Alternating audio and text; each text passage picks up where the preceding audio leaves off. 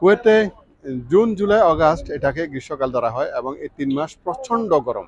তো মরু দেশ এই গরমকে উপলক্ষ করে কুয়েত সরকার যারা উন্মুক্ত স্থানে কাজ করে তাদের জন্য সকাল 11টা থেকে বিকাল 4টা পর্যন্ত নিষিদ্ধ করা হয়েছে। এই সময়টাতে কেউ বাহিরে উন্মুক্ত স্থানে কাজ করবেন না। এটা আপনার নিজের নিরাপত্তার জন্য অবশ্যই এটা কুয়েত সরকার একটা সুন্দর ভালো সিদ্ধান্ত, এটা মেনে চলবেন। আর পর্যাপ্ত পরিমাণে পানি খাবেন যারা গরমের দিনে বাইরে কাজ করেন। কুয়েতে যে মানে একটা যে আইন আছে যে গরমের দিন আসলে দুপুর 11টা থেকে 4টা পর্যন্ত যে প্রবাসীদের কাজের বাইরে কাজের যে নিষেধাজ্ঞা আছে, এটার কারণ হচ্ছে বাইরে প্রচুর গরম।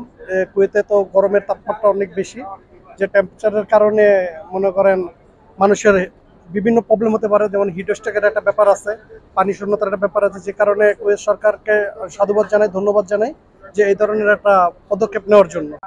গরমের কারণে বাহিরে যারা আমরা কাজ করি তাদেরকে অনেক সুযোগ সুবিধা দিয়েছেন এবং বাহিরে গরমকালে আমাদের এই সুযোগ সুবিধা দেওয়ার জন্য সকল প্রবাসীর পক্ষ থেকে আমি অনেক কুয়েতের সরকারকে ধন্যবাদ জানাই এবং শুভেচ্ছা জানাই। আসলেই কুয়েতে আমাদের যারা আছি, প্রবাসী যারা আছি, এই সুযোগ সুবিধাটা দেওয়ার জন্য আমাদের অনেক উপকার হয়েছে।